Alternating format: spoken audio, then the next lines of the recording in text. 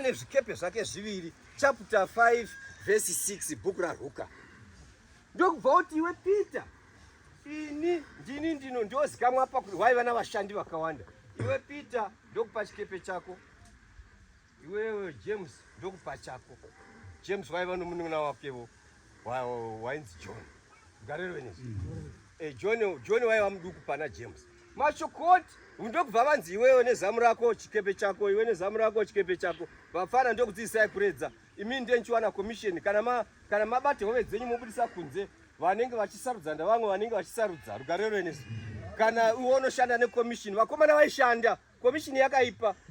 Kana usina kushanda zvine simba hapana chaunodini? Hapana chaunowana. Saka vakadzidza kuredza zvokutorevesa nekuti waiziva kuti zvikatengesewa ndo panobva mari yangu.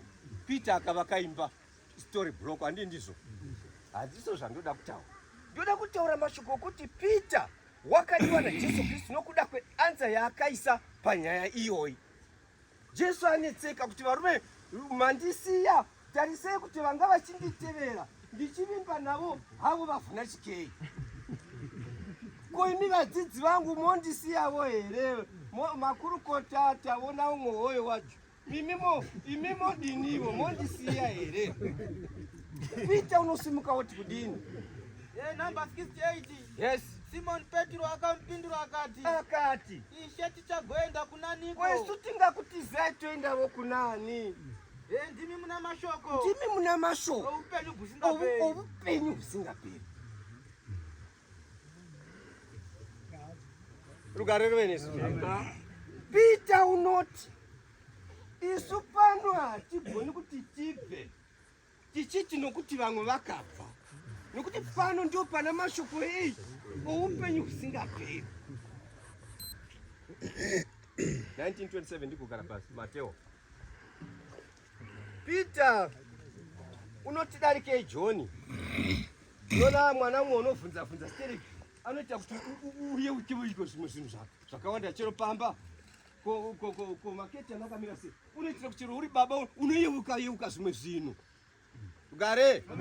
Saka Peter wakanga achidiwa, John waidiwa chaizvo. John kana zvavo zvokudzikama nokuti chinyatse kumira John waidiwa. Asi kana zvavo zvokuti kana poda njere dzokungwara Peter waita number 1. Yati 19 number 27 Mateo. Zvino Petro akapindura akapindura asi akupindura here ameno imbo not by kupindura kako isu tiri maticha kupindura tochifunga kuti uri kupaitwa question iwo isaanza ndizvo.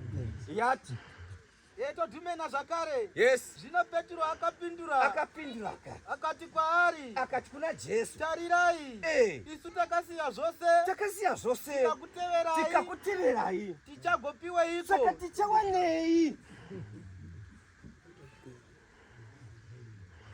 Unoona Peter wanga akangwara. Vamwe vanoti wanga aneta nokuti unoona kana wanetewo nokutaura unopedzera kuvhunza kuti iwe minda takasiya zvose takadini tikakuteverai. Takutevera nokuti Pauro watiteverai Mwari handi ndizvo. Asi Peter unotoda kuziva kuti kana tatevera zvine profit here. Ngurungokukira ngurungotevera 3 years uchingofamba uchingotevera profit yacho iri pakudii.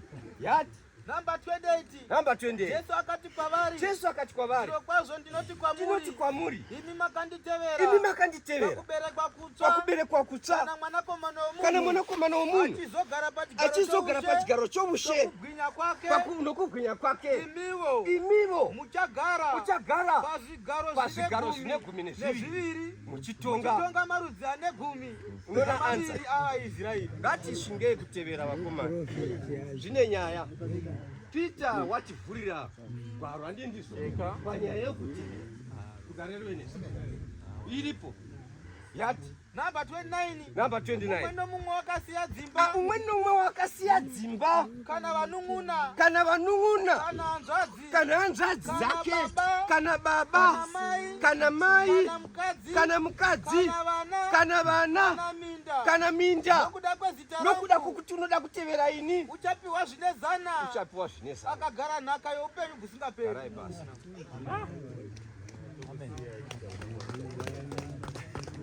Mashoko okutevera ndati ndinodzidza mashoko okutevera, nokuti mashoko kana achiti wakasiya baba, vamwe musanosiya baba vokukubereka muchiti ndo zvakaparidziwa. Mashoko anoti paine pakaita 400 years pane mukava New Testament yanga ichidzidzwa isati yauya, pane Old Testament ndokubva pamoita 400 years. Ndizvo Lugare ndo pakabuda maSanhedrini, maSadhusi, maFarisei, vanhu vongotevera zvakadini zvakasiyana siyana. Lugare rwene saka 400 years idzodzo ndo Jesu achizoya papaipa vanhu voda kudzokedzesewa kuti todini. Lugare rwene saka mashoko anza edu isu taiwana. Lugare tinoziva kuti rimwe shoko randanjida kutaura nderekuti isu pana baba David takatendeuka kamwe. Lugare kana munhu akanditi ini ndibve pana David achiti ndibve pana David, ndinotanga kutarisa tsoka dzake ndichikwidza naye kunosvika kumusoro ndione kuti wakakwana here. Lugare rwenezvo apo takatendeuka kamwe, asi pana Mwari ndo patunda kunoona kuti nhaka kana yowanikwa tichaiwana here nokuti takatevera. Lugare mashoko Dhimitiri achitaura achiudza vakomana vaakanga anavo unoti vakomana kana mati imi munoda kutevera mashoko aPauro tangai mafunga. Verse 36 unoona kuti munhu wakanga achitaura kuti hakuzi kuti ufumi hwedu hwoga hungaafektiwa kana mukatora mashoko aPauro anoteverai Mwari. Chinozonetsa patiri kana tikatevera mashoko ko zvinoreva kuti Asia yose. Lugare nokuti Asia iprovince iri muRoma iye zvino yakazo Kenani iya yose yakaafektiwa handiti.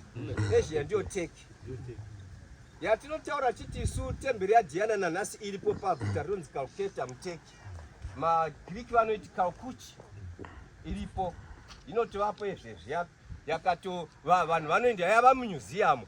Imi munoti kana muchisvika munoti mukapinda ipapo munoona zvidhori zviviri zvamuno. Diana waiporesa ndo dambudziko.